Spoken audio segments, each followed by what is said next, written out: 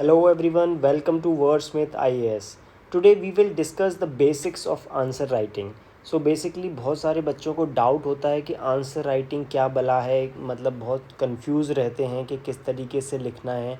तो कुछ जो बेसिक डाउट्स हैं उनको आज क्लियर करेंगे और हम कुछ इम्पोर्टेंट दो क्वेश्चंस जो हैं पास्ट ईयर क्वेश्चंस उनको हम डिस्कस करेंगे कि उनको किस तरीके से लिखा जाए, राइट। तो बट एक बात जो याद रखनी है कि जो भी आज हम डिस्कस करेंगे ये सब थ्योरी पार्ट है, राइट। आप सुन रहे हो, मैं कह रहा हूँ, बट इसको जब तक प्रैक्टिस नहीं करोगे, जब तक खुद से नहीं लिखोगे, ये इम्प्रूव नहीं होगा। भले ही आप कितने भी ऐसे वीडियोस सुन लें, कितने भी ऐसे नॉलेज अपनी बढ़ा लें, वो लिखना तो पड़ेगा ही, राइट। तो इसी के लिए वर्डस्मिथ आईएएस जो है एथिक्स और जीएस के लिए फ्री आंसर राइटिंग कोर्सेज चला रहा है, जिसमें डेली प्रैक्टिस कराई जाती है पास्ट ईयर क्वेश्चंस की, और उसी के साथ उसका एवेल्यूएशन भी किया जाता है हर बच्चे का। वो कोई ऐसा नहीं है कि टॉप 10 बच्चों का कर रहे हैं या 2 बच्चों का कर रहे हैं, उसमें हर बच्चे का एवेल्यूएशन भी हम करके देते हैं, ठीक है। वो आप ज्वाइन करिए, इससे आप समझ लीजिए किस तरीके से करना है, बट वो ज़रूर ज्वाइन करिए। उसके लिंक्स जो हैं टेलीग्राम चैनल्स के, वो नीचे दिए हुए हैं लिंक डिस्क्रिप्शन बॉक्स में। उसके अलावा आप वेबसाइट पर जाकर भी इनरोल कर सकते हैं। बट इसके अलावा एक और चीज़ है, अगर आप रियल एग्ज़ाम कंडीशंस में अपने आप को परखना चाहते हैं अपनी आंसर राइटिंग को, क्योंकि कुछ बच्चे होते हैं जो डेली आंसर राइटिंग, मान लीजिए एक आंसर लिखना है या 2 लिखने हैं तो वो अच्छा लिख देते हैं, बट जब 20 आंसर लिखने हैं तो वो नहीं लिख पाते हैं। तो इसको इम्प्रूव करने के लिए आप एथिक्स के साथ एस और एसए के लिए या फिर अपने ऑप्शनल पीएसआईआर के लिए टेस्ट सीरीज़ हैं वर्डस्मिथ आईएएस की, उनसे जुड़िए। उसमें एक स्कोर बूस्टर कोर्स है जिसमें हम उन बच्चों को गाइड करते हैं, मेंटोरशिप करते हैं along with answer writing practice, जो पहले मेंस दे चुके हैं बट उनका स्कोर इम्प्रूव नहीं हो रहा है, राइट। सो उनको आप ज़रूर देखिए जाके। एंड अगर आप ये अफोर्ड नहीं कर सकते हो डेली टेस्ट सीरीज़, तो आप जो है डेली आंसर राइटिंग प्रैक्टिस से ज़रूर जुड़िए and it will help you improve a lot. So we'll start. The basics are, as you know, introduction, body and conclusion. ये तीन जो बेसिक हैं वो आपको फॉलो करना है हमेशा, राइट। सो इंट्रोडक्शन में क्या आता है, बॉडी में क्या आता है और कंक्लूजन में क्या आता है, वो हम एग्जाम्पल से देखेंगे। बट इंट्रोडक्शन जो है, हर वर्ड का कुछ मीनिंग हो, हर सेंटेंस में आप एक बात बताइए, राइट। अगर उसमें पूछा है कि क्या चैलेंजेस हैं करप्शन के, तो उनका इंट्रोडक्शन में आप रीज़न बता सकते हो, कोई डेटा पॉइंट दे सकते हो कि अच्छा करप्शन परसेप्शन इंडेक्स का डेटा पॉइंट दे दिया, राइट। बॉडी में आपको डिस्कस है, रीज़न आउट है, उसके अकॉर्डिंग बात करनी है। जनरली जो एक गलती करते हैं, अगर डिस्कस है या कुछ भी है, लोग एक साइड लिख के आ जाते हैं। फॉर एग्जांपल अगर है discuss the challenges of corruption, तो बच्चों ने केवल रीज़न बता दिए कि अच्छा ये रीज़न्स हैं और ये हो गया। बट उसमें डिस्कस करना है आपको कि ये रीज़न्स हैं, इसकी क्यों, मतलब ऐसा क्यों हो रहा है, ठीक है, लॉज कहाँ पे हमारे मीनिंगफुल नहीं हो पा रहे हैं। तो वो सारी चीज़ें जो हैं वो आपको डिस्कस करनी है। उसके अलावा आपको ये भी बताना है कि हाँ कहाँ पे अच्छा कर रहे हैं हम, तो दोनों साइड आपको देनी है। तो वो एक सबसे बड़ी गलती है। कंक्लूजन हमेशा फॉरवर्ड लुकिंग होना चाहिए, जिसमें आप कुछ पॉजिटिव इमेज दे रहे हो कि अच्छा ऐसा करेंगे तो हमारी ये दिक्कत सॉल्व हो जाएगी, आज हमारी ये दिक्कत है, ये हमारी सॉल्व हो जाएगी इस तरीके से करने से। और जो आपने रीजंस स्टेप्स बताए अगर आंसर में, तो उन्हीं से कनेक्ट करके जो है कंक्लूजन लिखेंगे, राइट। दूसरा इंपॉर्टेंट पॉइंट जो होता है कि पैराग्राफ में लिखा जाए या पॉइंट्स में लिखा जाए। जनरली मैं बोलूँगा कि कुछ भी लिखो, it doesn't matter much, but I prefer points, ठीक है। पॉइंट्स में अगर आप लिख रहे हो, हेडिंग वाइज लिख रहे हो, वो बहुत आसान है आपके लिए भी लिखना और सामने वाले के लिए समझना, क्योंकि पैराग्राफ में लिखने के लिए और फ्लो बनाने के लिए एक एक्सपर्टीज़ चाहिए जो कि इतनी आसानी से नहीं आ पाएगी। So it is better to write in points. Flow charts and diagram. So flow charts and diagrams, कुछ लोग ज़बरदस्ती के डायग्राम्स बना देते हैं। एक तो होता है कि आप लिख रहे हो और उसके साथ कोई डायग्राम बनाया जो एक्सप्लेन कर रहा है कुछ। एक है कि जो आप लिख रहे हो उसी को आपने फ्लो चार्ट और डायग्राम के रूप में बना दिया, तो ये दोनों चीज़ें अलग हैं। फॉर एग्ज़ाम्पल अगर मुझे रीज़न देने हैं, ठीक है, तो आपने रीज़न 1 2 ऐसे करके लिख दिया, ठीक है, ये भी एक चीज़ हो गई। या आपने रीज़न बताया कुछ जो भी पॉइंट्स में 1 2 3 और फिर एक मैप बनाया, राइट। सो कौन सा ज़्यादा इफेक्टिव है? The second one is more effective. अगर आप ये कर पाओ तो it is more effective, but अगर कुछ नहीं कर पा रहे हो तो आप इस तरीके से भी लिख सकते हो, ठीक है। ट्राई करो कि एक फ्लो चार्ट या एक diagram out of 20 question at least in 10 questions आप फ्लो चार्ट या डायग्राम्स बनाओ। कंक्लूजन्स मैंने बता ही दिया कि फॉरवर्ड लुकिंग होना चाहिए। वर्ड लिमिट, जो बहुत सारे क्वेश्चंस ऐसे होते हैं जो बहुत बड़े क्वेश्चंस होते हैं जिसमें बहुत सारी चीज़ें पूछी हैं, वहाँ पे ये जो तरीका है फर्स्ट वे, जो आप केवल रीज़न ज़्यादा एक्सप्लेन किए बिना जो है आप लिख सकते हो, ठीक है। फर्स्ट पॉइंट जो हो गया for example government policies, example आपने कुछ भी XYZ लिख लिया, तो 4 वर्ड में आपने 4 पॉइंट ख़त्म कर दिए, तो आपके 20 वर्ड्स में ये रीज़न आउट हो गया। तो यहाँ पे वर्ड लिमिट फॉर एग्जांपल 150 होती है। कई बार देखा गया है एथिक्स में ऐसे क्वेश्चंस आते हैं जहाँ पे बड़े क्वेश्चंस हैं पर वर्ड लिमिट जो है 150 है, तो वहाँ के लिए अच्छा होता है। Examples and case studies in answers, ये बहुत ज़रूरी है। अब बच्चे क्या सोचते हैं कि केवल आप एथिक्स के जो पेपर है, जो आंसर्स हैं, उसमें आप केस स्टडीज़ दे रहे हो, बट नहीं। अगर आप केस स्टडीज़ GS पेपर्स में भी दे पाते हो, फॉर एग्जांपल एग्रीकल्चर का कोई क्वेश्चन है और अगर आप उसमें बता पाते हो कि इस जगह पर उड़ीसा में ऐसा एक सिस्टम चल रहा है, फॉर एग्जांपल कर्नाटका में अगर मनरेगा पे क्वेश्चन है तो मनरेगा नाम की जो एप्लीकेशन है उसके बारे में आप बता पा रहे हो, जस्ट मेंशन कर पा रहे हो, तो that will be very good and वो आपको एक एक्स्ट्रा मार्क्स देगी। Examples and case study specific होनी चाहिए, वो ज़रूरी है। आंसर में एटलीस्ट स्टार्टिंग में पहले पेज में ही एटलीस्ट 1 या 2 केस स्टडी या आंसर आप जो है मेंशन कर रहे हो। वो ज़्यादा बड़ा नहीं है कि बहुत बड़ा आपको एक्सप्लेन करना है, बस हल्का सा मेंशन करना है। अगर वो बहुत फेमस है तो आप जस्ट उसको राइट सिंपली लिख दीजिए उसका नाम, अगर थोड़ा है तो 1-2 शब्द में 3-4 शब्द में उसको एक्सप्लेन कर दीजिए, ओके। तो ये एक इम्पॉर्टेंट चीज़ है। अब द थिंग इज़ के डिफरेंट सब्जेक्ट यूनिक अप्रोच, क्या अलग सब्जेक्ट्स हैं अगर GS 1 2 3 उसमें भी बहुत सारे जो सब्जेक्ट्स हैं, क्या हर उसमें आपको अपनी अप्रोच चेंज करनी है आंसर की? The answer is yes. आपको अप्रोच चेंज करनी है इन द सेंस कंटेंट क्या लिखना है उसके लिए। For example challenges of corruption अगर पेपर 2 में पूछा है तो उसमें जो आपके एस्पेक्ट्स होंगे वो लीगल, एडमिनिस्ट्रेटिव, ओके, ये सारे इंस्टीट्यूशनल, ये सारे एस्पेक्ट्स पे आप बात करोगे। बट सेम क्वेश्चन अगर GS 4 में पूछा है तो उसमें आप एथिकल एस्पेक्ट पे भी बात करोगे, सोसाइटल एस्पेक्ट पे भी बात करोगे, राइट। कि बेसिकली एथिक्स जो है, जो लोगों की वैल्यू सिस्टम है वो कैसे करप्टेड है, उस पर भी बात करोगे। तो हाँ, आंसर राइटिंग अप्रोच जो है अकॉर्डिंग टू द पेपर बदलेगी और वो आपको समझना है कि कौन से पेपर में किसको इम्पोर्टेंस देनी है। फॉर एग्जांपल एग्रीकल्चर का क्वेश्चन अगर GS 3 में है देन आप नॉट ओनली ज्योग्राफिकल फीचर्स लिखोगे बट इकोनॉमिक के बारे में भी मेजरली बात करोगे। ये भी एक पॉइंट होगा, बट ये हम देखेंगे अभी, ठीक है, नेक्स्ट स्लाइड में जब हम डिस्कस करेंगे। तो ये बेसिक है जो एक थ्योरी पार्ट है आंसर राइटिंग का, राइट। इससे ज़्यादा कुछ समझना नहीं है थ्योरी में, बाकी इसको आप जब तक प्रैक्टिस में नहीं लाओगे it will not fetch you marks, okay. Now let us see the next slide. So ये क्वेश्चन है और ये जो आंसर लिखा हुआ है ये रियल टाइम में लिखा हुआ है। रियल टाइम में इन द सेंस जितना टाइम आपको एग्ज़ाम में मिलता है, 15 मार्क्स के लिए 10 मिनट और 10 मार्क्स के लिए आपको 7 या 8 मिनट, 7 मिनट, राइट। तो इतना जो टाइम मिलता है उसी में इस आंसर को लिखा गया है और वो इसलिए किया गया है ताकि मॉडल आंसर्स में क्या होता है, बहुत सोच के रिसर्च करके तो हम कुछ भी लिख सकते हैं, बट वो पॉइंट नहीं है, राइट। पॉइंट है कि आपको रियल टाइम जो एग्जैक्ट सिचुएशन है उसमें हम कितना बेहतर कर सकते हैं वो आपको दिखाया जाए यहाँ पे, ठीक है। सो जो ये previous year question है from GS 3. Now let us see what are the present challenges before crop diversification. How do emerging technologies provide an opportunity for crop diversification. 15 marks का क्वेश्चन है, इसमें 2 पार्ट हैं, राइट। तो सबसे पहले introduction में किस तरीके से हम जा सकते हैं। मैंने क्रॉप डाइवर्सिफिकेशन को डिफ़ाइन कर दिया, सिंपल तरीका है, सबसे कुछ नहीं आता तो ये कर दो आप, ठीक है।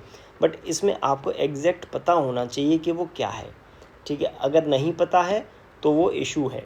तो अगर नहीं पता है तो क्या कर सकते हो आप, उसमें लिख सकते हो कि जो नेट सोन एरिया है उसका X% more than 40% wheat and rice में है या मोर देन 60%, जो भी नंबर है वो आप डाल सकते हो। तो इससे क्या पता चल जाएगा कि हाँ क्रॉप डाइवर्सिफिकेशन एक अभी चैलेंज है, राइट, वो अभी मोनोकल्चर इंडिया में है, राइट। तो अब फिर दूसरा जो बॉडी है, इंट्रोडक्शन हो गया simple, it will not fetch you very good impression but it will not fetch you bad impression also, ठीक है। अब चैलेंजेस बिफोर क्रॉप डाइवर्सिफिकेशन मतलब क्या क्या दिक्कतें हैं। सो सी सिंपल हेडिंग में हमने इसको डिस्ट्रीब्यूट कर दिया। First is geographical. ज्योग्राफिकल क्या है, rainfall and temperature variation of the country restrict the crop grown in a particular area. और फिर मैंने ये राइस बेल्ट दिखा दी, ये वीट बेल्ट दिखा दी। तो सिंपल ज्योग्राफी को मैंने लिखते रेनफॉल और टेम्परेचर एक में ही क्लब कर दिया, राइट। दूसरा है रेनफेड एग्रीकल्चर। अच्छा इसमें क्या है, अब इसमें मैंने कुछ डेटा दे दिया। Around 45% of net sown area is rainfed which creates restriction for water intensive crop. इसको मैंने एक्सप्लेन भी कर दिया कि अच्छा इससे दिक्कत क्या होती है। केवल अगर आप ये लिख के छोड़ दोगे कि आपने केवल रेनफेड लिख के छोड़ दिया और ये लिख दिया, उससे एक्सप्लेन नहीं हो रहा। तो पॉइंट एक्सप्लेन भी हो गए दोनों, और इसमें डेटा आ गया, इसमें मैप आ गया, ठीक है, दोनों में रीज़न आ गए। सो कंप्लीट हो, हर पॉइंट में कुछ ना कुछ है जब वो आपको नंबर देने के लिए मजबूर होगा। तो पहला पेज आपका बहुत अच्छा होता है, ठीक है, बहुत इंपॉर्टेंट है। अब ये दोनों मेनली जोग्राफिकल फीचर्स हम कह सकते हैं, ये सेमी जोग्राफिकल है। बट आगे फिर मैंने इकोनॉमिक फीचर्स भी लिखे। नॉन कमर्शियल एग्रीकल्चर, ये टाइप एग्रीकल्चर किस तरीके का प्रैक्टिस होता है उसको मैंने हाईलाइट कर दिया, ठीक है। उससे क्या होता है कि हम फूड क्रॉप्स ही उगाते हैं। फोर्थ पॉइंट क्या है, गवर्नमेंट पॉलिसीज़। गवर्नमेंट पॉलिसीज़ को फिर मैंने डिवाइड कर दिया, सब डिवीज़न। एमएसपी हो गई जो कि हमें प्रमोट करती है, एपीएमसी मंडीज़ हो गई, पीडीएस सिस्टम हो गया, right.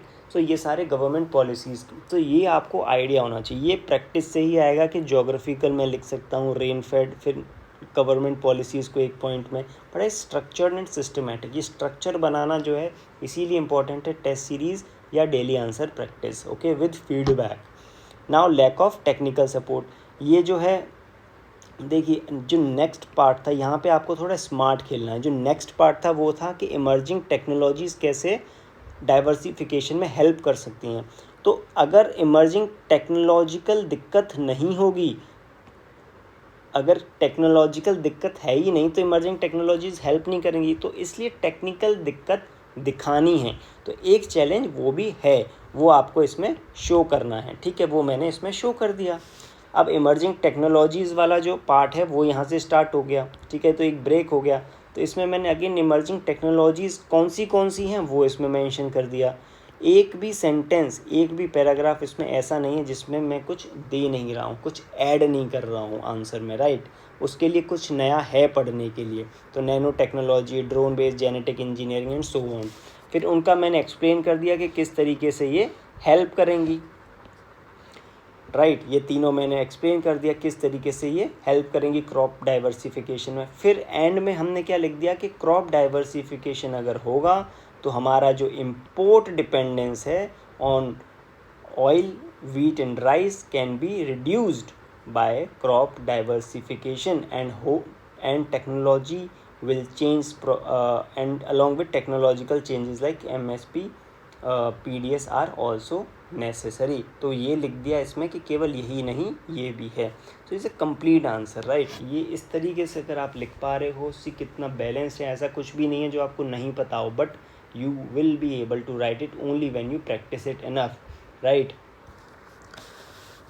Now let us see another question. ये 15 मार्क्स का क्वेश्चन था, बड़ा क्वेश्चन था, 2 पार्ट थे। Now let us see another question. So this is from society, that is GS1। Society के क्वेश्चन जनरली टफ माने जाते हैं, बच्चों को थोड़ा समझ नहीं आता है। Let us see. So what makes the Indian society unique in sustaining its culture, discuss. यहाँ पे क्या है, डिस्कस। तो डिस्कस में मैंने क्या बताया, दोनों साइड आपको डिस्कस करनी है, ठीक है। तो इंडियन सोसाइटी यूनिक क्यों है पहले तो यही बता देंगे, ठीक है। Indian society is a mosaic of different religion, caste, tradition, believe which have been sustained from Harappan times till present. तो यहाँ पे मैंने बता दिया Indian society is a mosaic of ये विच इज़ इट्स यूनिकनेस। और वो सस्टेन्ड, क्योंकि इसमें सस्टेन के रीजंस पूछ रहा है मुझसे, बात करवाना चाह रहा है, तो मैंने बता दिया कि उसकी टाइमलाइन हड़प्पा से अभी तक जो है हमने बहुत सारे फीचर्स जो है सस्टेन किए हैं। अब कौन रीजंस यहाँ पे लिस्ट आउट कर दिए, ठीक है। रीजंस लिस्ट आउट कर दिए जिसकी वजह से हम इसको सस्टेन कर पाएँ अपने कल्चर को। इसमें क्या है, decentralised economy. So basically economic हमारी ऐसी थी कि हम जो लोकल लेवल पे ही रहते थे, बाहर हमें सेंट्रलाइज सिस्टम से ज़्यादा मतलब नहीं था, ठीक है। जैसे जजमानी सिस्टम हो गया, तो हमारे जो कल्चरल बिलीव्स थे लोकल्स वो कैरी ऑन होते रहे, बाहर से कुछ हुआ नहीं, ठीक। इवन इफ इन्वेजन हुआ बट हम सेल्फ सफिशिएंट थे हमारे विलेजेस, तो बाहर का इतना इफ़ेक्ट नहीं पड़ा। एसिमिलेशन, हमारी जो सभ्यता है उसमें एसिमिलेट किया, बहुत सारे ग्रुप्स आए, बहुत सारे इन्वेडर्स आए, उनको अपने कल्चरल फोल्ड में हमने एक्सचेंज ऑफ आइडियाज़ किया उनके साथ, राइट। एक्सचेंज ऑफ कल्चर की, एक्सचेंज ऑफ ट्रेडिशंस हुआ, तो उसकी वजह से न्यू इवॉल्व होता गया और हमने कुछ अपने फीचर्स रखे, कुछ नए लिए और कुछ हमने खो दिए। तो इस तरीके से होता रहा। Self sufficient religious and teaching institutions, this is very important. ऐसा नहीं था हमारे यहाँ कि कोई गवर्नमेंट सपोर्टेड इंस्टीट्यूशंस हैं या गवर्नमेंट सपोर्टेड चीज़ें चल रही हैं। हमारे यहाँ सेल्फ सफिशिएंट थे। जो रिलीजियस इंस्टीट्यूशंस थे, जो गुरुकुल थे या मंदिर थे, वो अपने आप में सफिशिएंट थे। तो सरकार अगर सेंट्रल सिस्टम बदल भी गया, कोई और आके बैठ गया राजा, तो उससे ये फ़र्क नहीं पड़ा कि हमारे जो नीचे गुरुकुल थे या रिलीजियस इंस्टीट्यूशंस थे उन पर फ़र्क नहीं पड़ा, क्योंकि वो सेल्फ सफिशिएंट थे। वो केवल सेंट्रलाइज सपोर्ट से नहीं चलते थे, राइट। हाँ, बहुत सारे चलते थे बट वो एक रीज़न था कि सेल्फ सफिशिएंसी।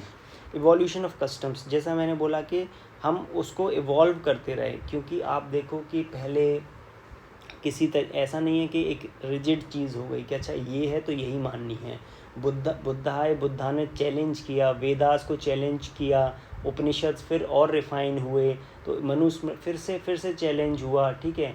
फिर उसके बाद ड्यूरिंग इंडिपेंडेंस ऑल्सो हमने अपने सिस्टम जैसे सती वगैरह कुछ जो है चैलेंज किया और हमने उसको इवॉल्व किया। तो ये जो इवोल्यूशन है, इससे क्या होता है कि बेकार चीज़ें जो हैं हम छोड़ते गए, बट जो अच्छी चीज़ें थी वो हमने कंटिन्यू रखी, और वो क्योंकि कंटिन्यू रखी हमने, तो वो आज भी हमारे कल्चर का पार्ट हैं, वो आज भी हमारे ट्रेडिशंस का पार्ट हैं। फॉर एग्ज़ाम्पल पीपल की पूजा है, तो वो लोगों ने समझा कि इसमें कुछ बुराई नहीं है और ये एक साइंटिफिक चीज़ है जिसको आज हम महत्व समझते हैं, ठीक है। तो ये जो एस्पेक्ट हैं ये हमारे उसको डिफरेंशिएट करते हैं।